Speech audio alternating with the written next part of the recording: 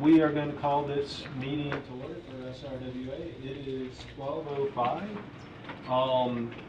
And so going through the action items first, consideration and possible action on approval of the February 3rd, 2025 board meeting minutes. I move to approve. Second, Mr. Chairman. All in favor, say aye. Aye. Aye. Motion passes. Oh, we didn't ask about, I apologize. Do we have any public comments? No more comments. No? Anybody want to comment? Okay. Yeah, that's right. Okay, so then we'll move on to item number 2, the general manager's report, starting with the operational chemical optimization and financial report. So we have Jacob Galvan going to be presenting the optimization, followed by Mr. Jorge Santillan.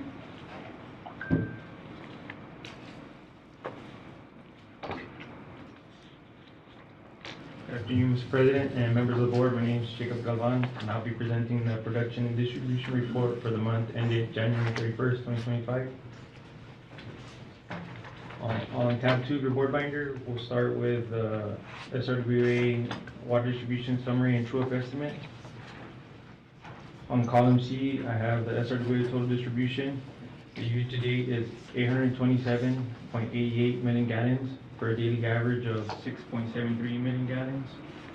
On column F, I have the distribution for BPUB. The year-to-date is 786.471 million gallons for a daily average of 6.394 million gallons. On column G, we have the distribution for Valley Mud. The year-to-date is 16.538 million gallons for a daily average of 0.134 million gallons. On column H, we have the distribution for Los Fresnos. The year-to-date is 5.83 million gallons for a daily average of 0.47 million gallons. On column I have the credit for B&D. The year-to-date is 17.385 million gallons for a daily average of 0.14 million gallons. On column J, we have the allocation for Indian Lake. The year-to-date is 1.656 million gallons for a daily average of 0.13 million gallons. Below we have the true-up estimate, where PUB is over by 17.29 million gallons. The Valley Mud number 2 is under by 4.24 million gallons, and the City of Los Fresnos is under by 13.05 million gallons. On the next page, we have the production and distribution report for the month of January 2025. On the third column from the left, we have the SRWA's total water produced, and the total is 216.65 million gallons for a daily average of 6.989 million gallons. And the far column on the right, on the last column, we have the total water distributed. The total was 210.573 million gallons for a daily average of 6.793 million gallons.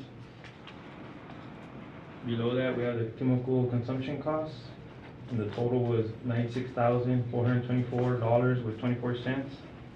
And below, we have the electrical consumption costs, which was $70,834.50. On the next page, we have events that reduce water production, and we didn't have any shutdowns for that month.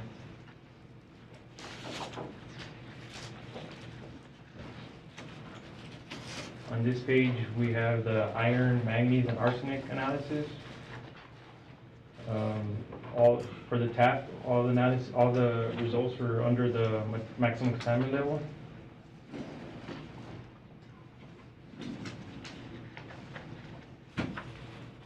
On the next page, we have the wells and the ROs that were on when the samples were collected for the analysis of the month.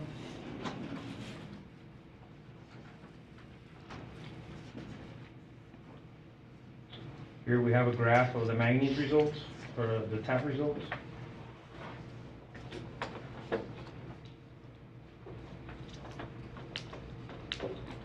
On the next page, we have a graph of the arsenic levels for the month. On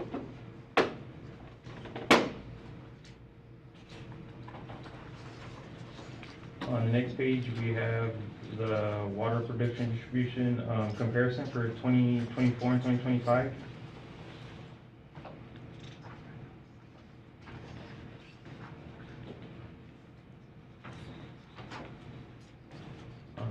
On this slide, we have the production in water plant production for all three plants for Bronzeville, where SRWA contributed 32.21%.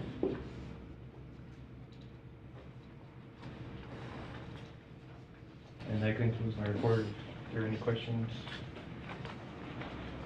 No, I think we're all set. Thank you. Thank you.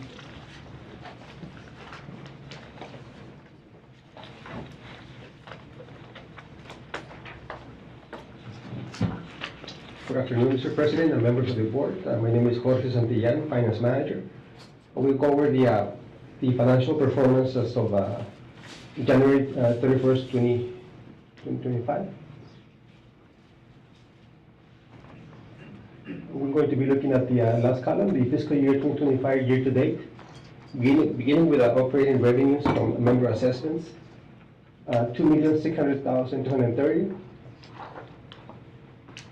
From this, we back out line number 10, the total operating expenses of 1,694,174. This results in operating income of 906,056. Continuing on the following page.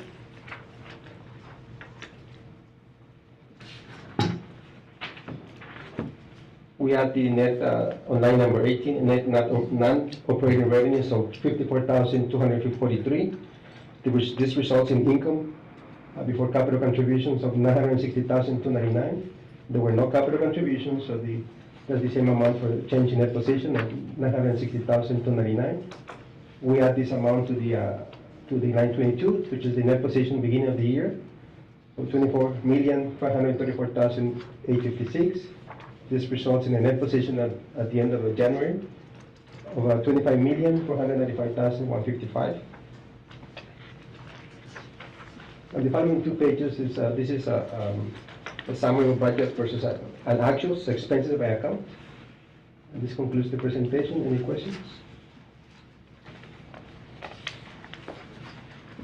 All set. Thank you very much. Thank you.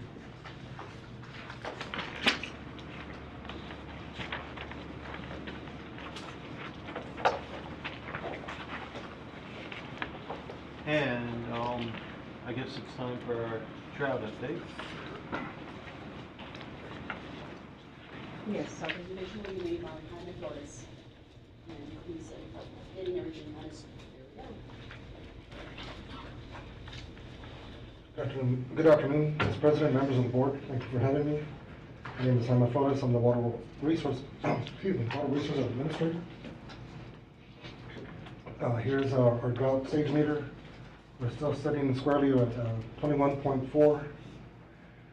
As you can see from the last few weeks, we've kind of stayed steady between right at 21.3, 21.5, 21.5. So we're holding at that 21% range. We did get an update from the National Weather Service from March to May outlook. March to May 2025 expected to average out warmer and drier than normal. The dryness concerns are expected to continue through the spring season. But despite a drier than normal outlook, showers and thunderstorms that could produce heavy rainfall and localized flooding has to be taken into consideration, especially in April and May. Confidence remains high that the total combined storage will remain at or near record lows for the first part of 2025. And we're still emphasizing water conservation is key until further notice. Stage 2 and 3 stages restrictions continue through early winter 2025 and are likely to continue until further notice based on inflows from Amistad and Falcon reservoirs. Any questions?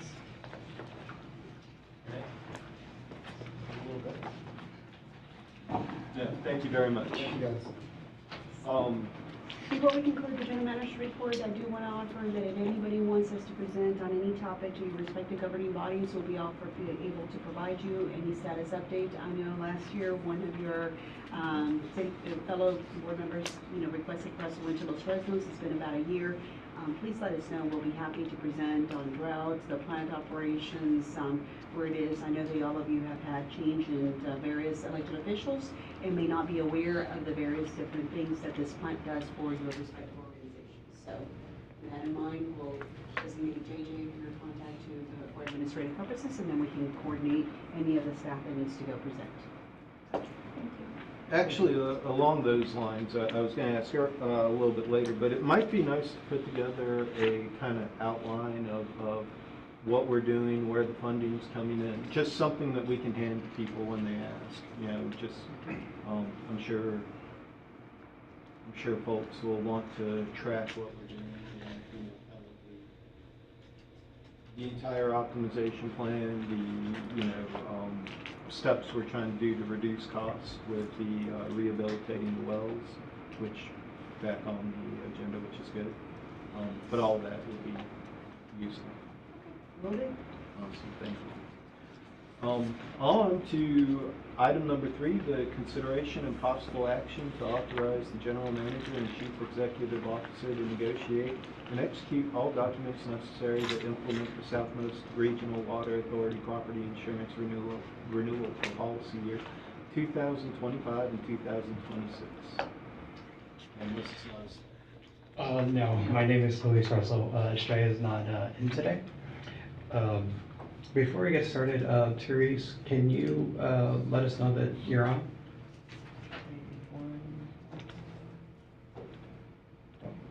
Therese is our consultant for property insurance as well as. Good afternoon. Can you hear me? I was able to unmute now. Okay, great. Good afternoon, Mr. President and members of the board. My name is Luis Russell, and I am the acting risk manager for the Brownsville Public Utilities Board. I oversee the procurement of insurances for the utility, which includes property insurance. Today, I will be presenting to you the property insurance renewal for Brownsville Public Utilities Board and the Southmost Regional Water Authority. On the line with us today is Area Vice President for Consultant Arthur J. Gallagher, Risk Management Services, LLC, Ms. Teresa O'Brien, who can assist by answering any questions regarding this renewal. During the presentation, we will go over a summary of BPUB and SRWA's property insurance. I will provide a historical review, explain how the premium is prorated, and go over the market conditions that contributed to the overall quote. Our current broker is Marsh USA Incorporated. Our current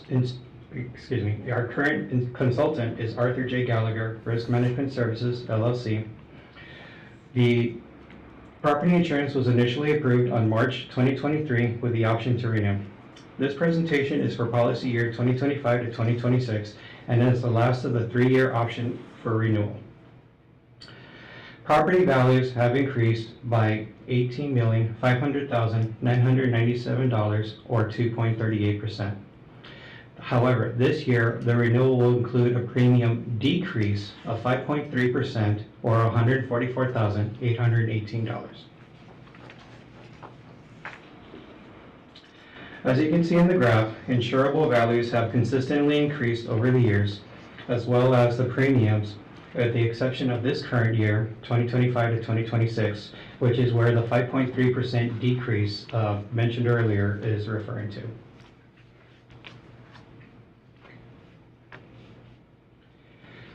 The renewal premium is prorated based on BPUB and SRWA's property values.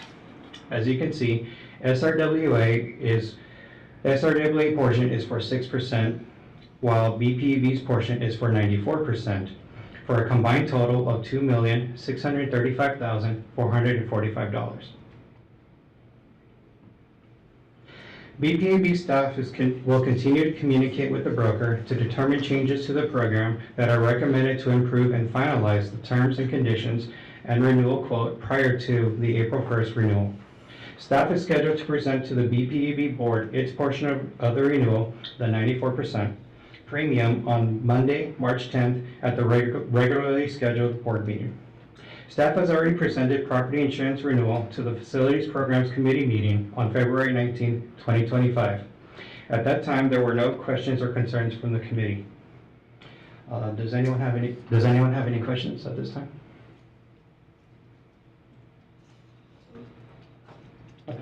With your permission, I would like to read the recommended action item. Yes. BPUB staff recommends the board authorize the general manager and chief executive officer to negotiate and execute all documents necessary to implement the Southmost Regional Water Authority property insurance renewal for policy year 2025 to 2026 for a total of $158,127. And before we recommend anything, I'd like to say, if we said no, we would cause the BPUB board a lot of heartache. Kind of fun? Well, okay. I will, any, I move to authorize the general manager and chief executive officer to negotiate and execute all documents necessary to implement the Southmost Regional Water Authority property insurance renewal based on policy years 2025 and 2026 for a total of $158,127. do I hear a second? I'll second. All in favor, say aye. Aye. Aye. Motion passes. Thank you. Thank you very much. Okay. For the next item, item number 4, we will, consideration and approval of the Southmost Regional Water Authority's financial audit report for the fiscal year ended September 30th, 2020.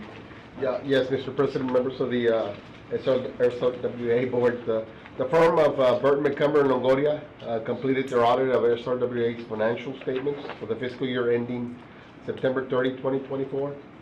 In their opinion, the financial statements were presented fairly in all material aspects in accordance with the U.S. Generally accepted auditing standards and government auditing standards, earning the authority and unmodified opinion, in essence, a clean opinion. The SRWA is reported as a blended component unit of BPUB because the BPUB manages the day-to-day operations and owns 92.91% of the authority. BPUB's financial statement audit for fiscal year 24 was approved by the BPUB board on February the 10th. And so here with us today is Jose Diaz, audit manager with Burton McCumber and Longoria, to provide the board with their communications to governance and their audit opinions and findings on SRWA's fiscal year 24 audit. Good afternoon, President. Good afternoon, Board. Once again, thank you for having us one more year. It's always a pleasure auditing your entities. So I'm gonna like Mike said, I'm Jose Diaz. I'm the audit manager. I was in charge of overseeing the team and overseeing the process. So what I'm gonna do is I'm gonna go over our communications to governance, just basically a report card of the audit process and how management and us work together to get the financial statements ready for you all. So the engagement team, it was overseen by me, like I said earlier. The audit partner on the job was Ben Peña, and then we had our staff, 5 staff, assigned to help us complete the audit in time.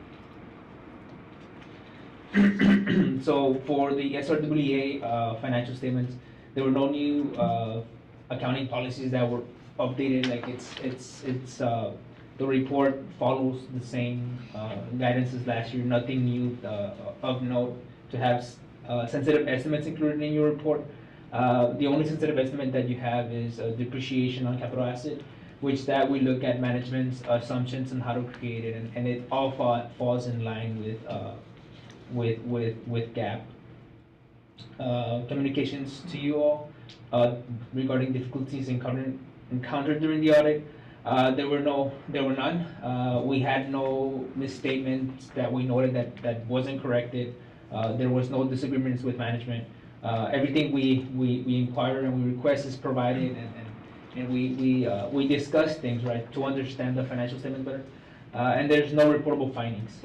Nothing of note that would be something that we would need to bring up here in this meeting to you all. Our auditor's opinion, as Mike stated, we have an unmodified opinion. So what does that mean? We take no exceptions to the numbers on your financials. So we did audit procedures on the material areas of your financials. We confirmed cash accounts, investment accounts, right? So we have no modifications to the financials that are being presented. And regarding the gas governance auditing standards, we also have no reportable findings. So what does that relate to? That's just basically compliance with laws, regulations, contracts, and other agreements. So we saw no non-compliance in that area as well. And that concludes my my presentation to you all. I'm like, any questions regarding our communications or?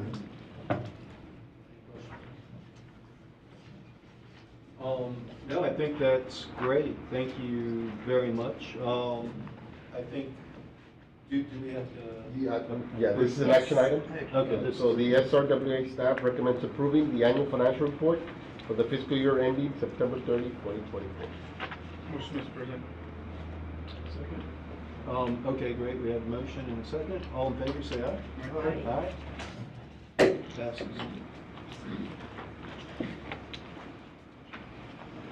And now, item number 5, the consideration and possible action to rehabilitate wells using the aquafeed carbon dioxide CO2 injection method. And this is a revisit of agenda item from last month. Correct.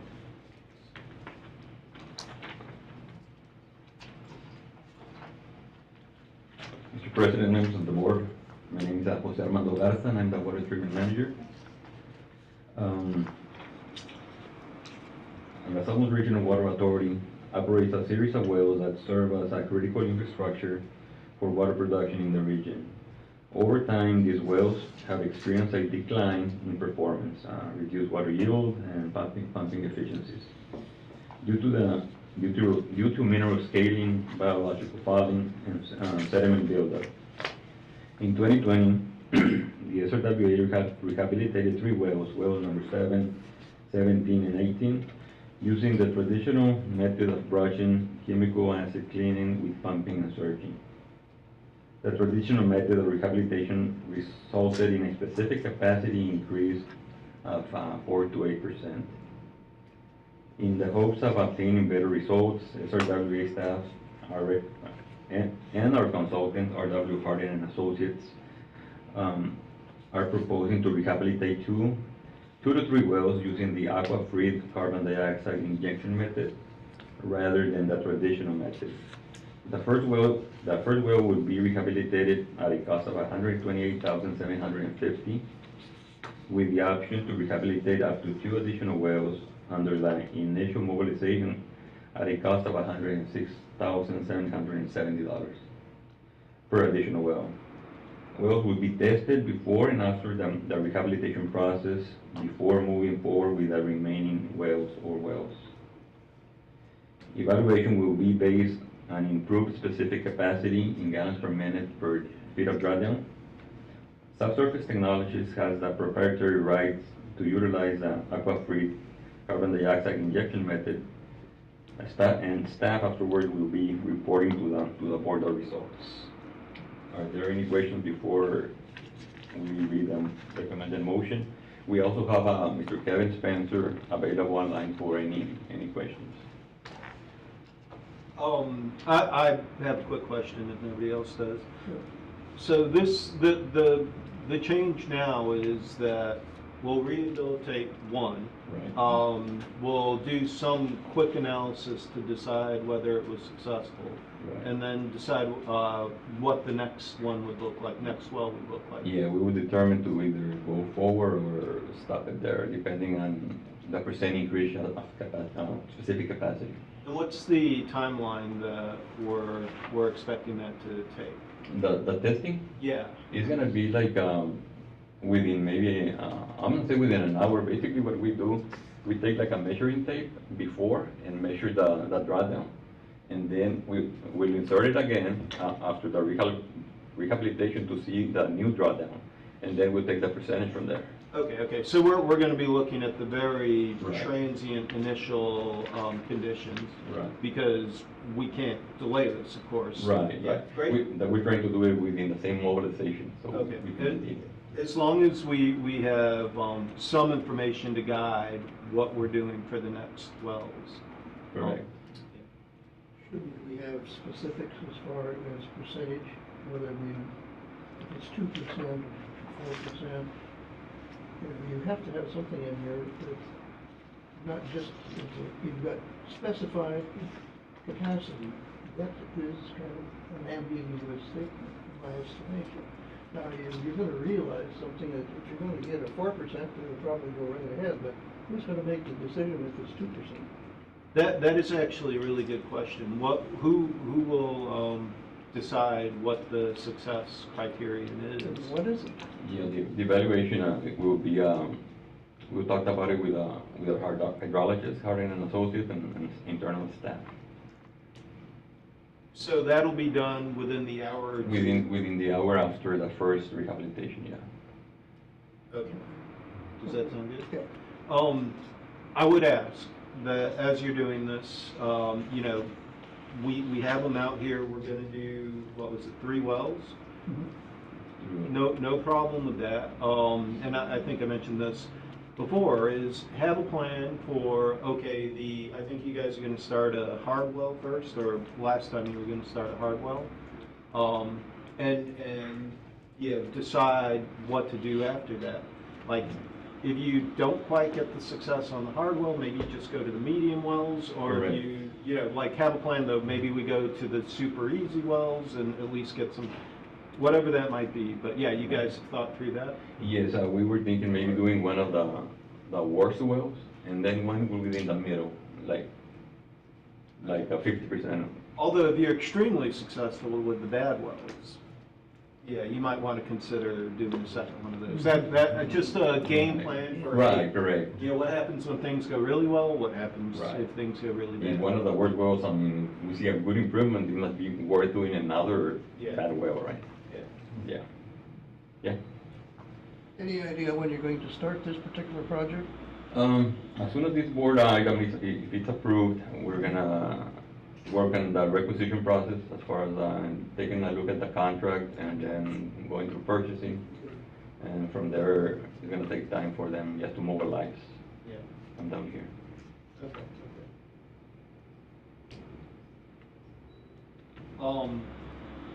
Well, any other thoughts or questions?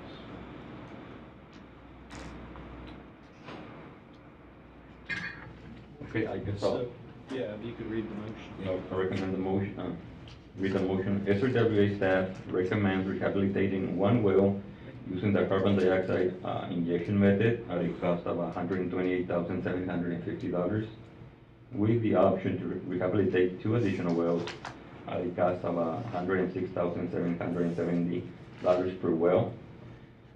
These services are provided by Subsurface Technologies of Rock Tavern, New York, for a grand total amount not to exceed $342,290. Great. Oh, and just as a reminder to the board, this is a proprietary service. I believe this Correct. is sole source. Yes. And the reason being is there's only one game in town. Just so we all remember that. But, okay. Move to accept the recommendation as noted. Second, Mr. President. Sounds great. All in favor, say aye. Right. Motion passes. Thank you. Thank you very much. Now moving on to the final action item, discussion on date, time of next board meeting. Yes, the next item is we have, the next scheduled board meeting is on April the 7th, and it falls on Monday as scheduled, and then the PB board meeting, for those of you who serve on that, is on the 14th.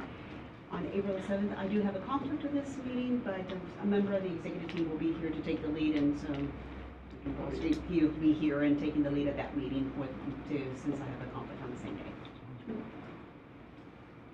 Any other questions or items or things we want to schedule or tentative dates for your maybe presentations at your respective meetings? At this time, if you want to tell me in your April meetings when you meet, I'd be happy to work with your. We have a meeting this Wednesday, so I'll ask them and see if they're interested. Okay, we'll be Get happy to back with you. present the PB water strategy. I know it's a lot more comprehensive. We presented to the PB board and provide for you all an update as well, and that includes a portion of it, SRWA and other conservation efforts. Thank you. You'll talk to Ms. Resmus and That was included maybe on the